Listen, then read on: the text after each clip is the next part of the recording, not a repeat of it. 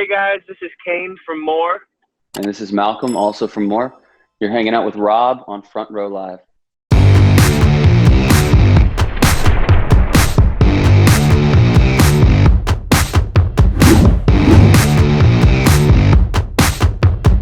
Congratulations with the new EP.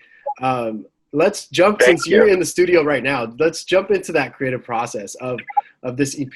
And, you know, it's your debut EP. So what really came about in the creation process of this, and what made you feel like this is the appropriate way to kind of introduce the world to More? You mean as an EP? Yeah. Or, yeah. Okay, so we went into the studio with a full album written and ready to be recorded, and we had started pre-production on that. And the way we think about this EP is that it is one part of two, so there will be a second one. We just thought, because that we're so brand new and we don't have any following, it wouldn't make sense to release a debut album at this point, because we just didn't want it to be buried, and we want to stretch out that release time, because we're super proud of this record. So that's how the EP came about. It was cool that you guys got to record this at Sound City. You know, first of all, it's an iconic venue or studio. Second of all, I didn't even know it was still recording artists. I thought it had shut down a while ago. So, how did this opportunity happen for you guys, and why Sound City? It was actually so cool the way it happened. So Tony Berg, who is the producer who did our record with us, and he has forever been working out of a studio in the old house he lived in, or in the house that he formerly lived in. He had a really great little backyard studio in there that he'd work out of. And we started working with him prior to cutting the record. We were like doing pre-production, which was mostly work that me and Malcolm had to do on our own, but we would occasionally go over to Tony's house and kind of play through a few songs, make some changes. And we were planning on doing the record there. And one day we were at the house doing one of those pre-production things. He's like, guys, so I think I'm selling this house and moving. And we were like, oh shit, really? Now? Like right when we were so excited to do this record. And not only is this a studio that everybody loves at his house, but this is also the studio, his house studio was where he had done all the records that became such big fans of his. And he's like, yeah, I'm moving, I'm getting a new house, and I think I'm gonna get, I'm gonna start working at like a different studio. I'm like, oh my God. And he's like, but there's good news, because I think I'm gonna work at Sound City. We were like, no way. And there was like some time where we didn't know if that was gonna happen or not, and it did. We were so excited.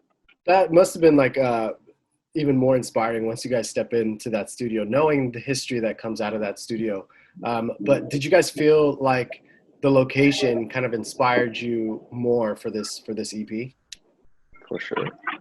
Yeah. I think we were the first band Tony worked with when he took over Sound City with his partner Blake Mills. Yeah, and I think we were maybe the 55th to release. Yeah. I think our record took so long that so many people laughed at us. But it is totally inspiring, and it's just a really cool studio. I mean, I think more so than we feel like the presence of the artists who've recorded there, I think you kind of just realize on a daily basis why it was such a potent studio, because it's really just got a good energy over there.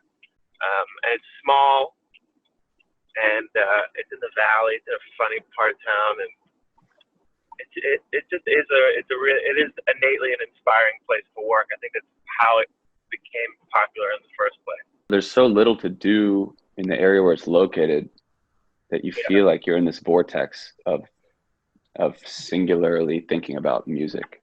And it's such an inspiring place because people like Blake and Tony, who are running the place, are such good mentors and guides. So they'll introduce you to all types of creative,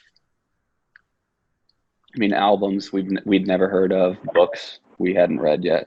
So it was almost like going to school. it was like camp. It was really fun. It's kind of cool that you're kind of just surrounded by like dealerships in that area. So it's like there's really not much else to do. So I feel like that makes you at the same time like not waste any time and just like focus on whatever it is you're trying to record. Absolutely. There was there were like maybe 3 places to eat around us. So we'd often eat at this place called the Horseless Carriage, which is a cafe in the Galpin dealership. When you guys are working on these songs, talk to me about these 5 tracks and why you guys felt these 5 tracks were so important for the EP.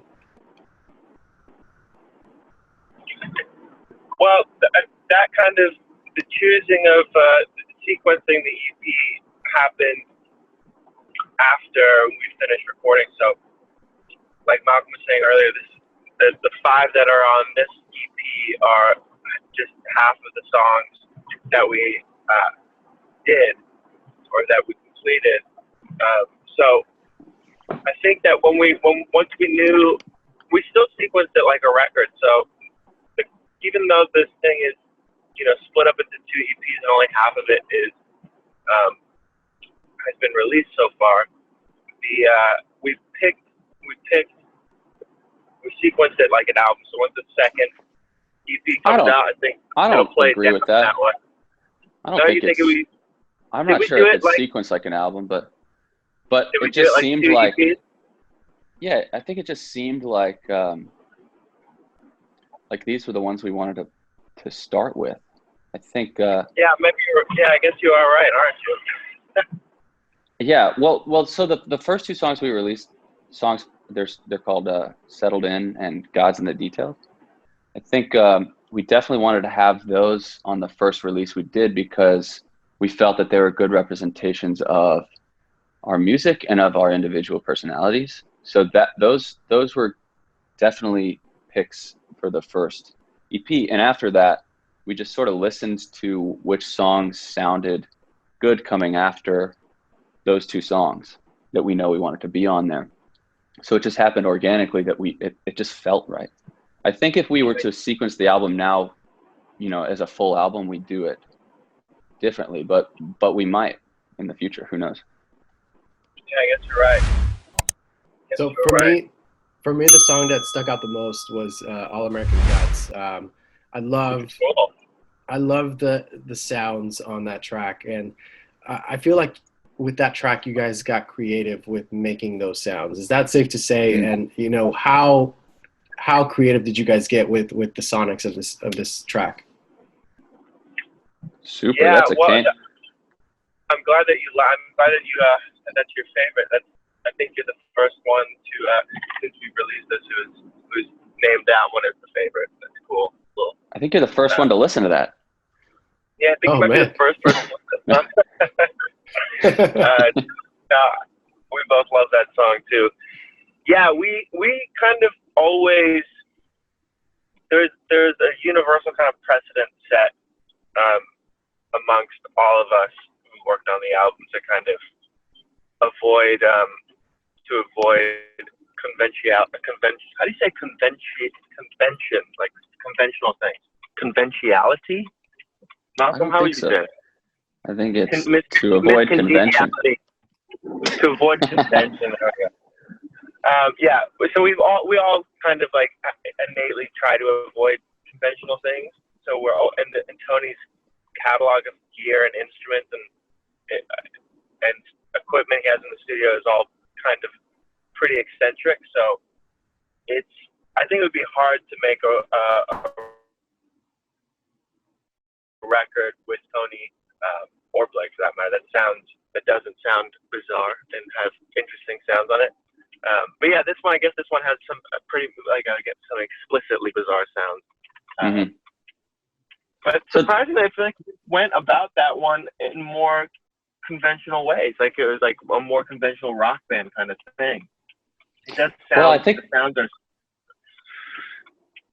the inspiration for that one might have been Bowie in the way that he took maybe like a cliche concept that was used a lot in the 60s or something and sort of flipped it on its head. So it had a little bit of attitude about it. It wasn't so earnest. So all those doo-wop sounds in the background, like ba ba da, sort of. There's some irony to them because it's such an ironic song.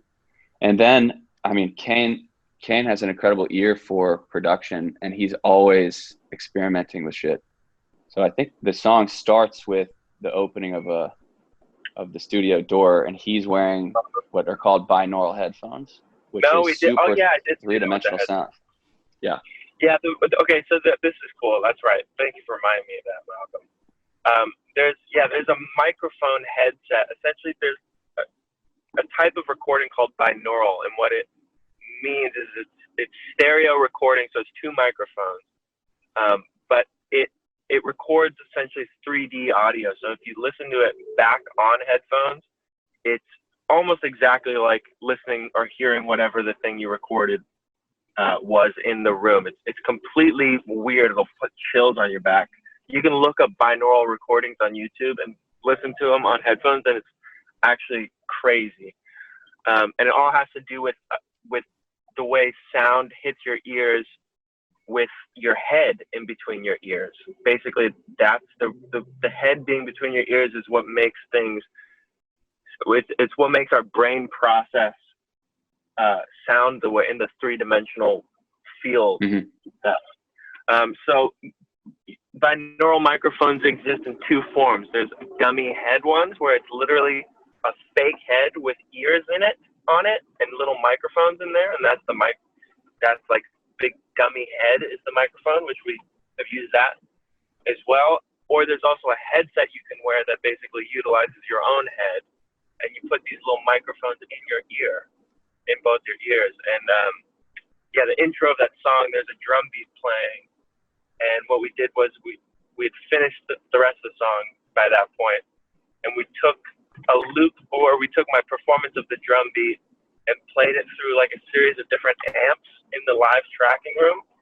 And I was wearing the headset, and the intro is me walking into the studio and opening. There's like a squeaky door. I'm opening the door and walking into the room, and you can hear the drums become very loud, like with the amps. So I guess that was pretty unconventional.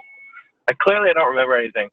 I have like my brain won't work. It won't be working really until another 3 hours from now. It takes me about 3 or 4 hours for my brain to come out of He's got 4 cups of coffee. Small. Yeah. It's very small. It's a small brain, so it's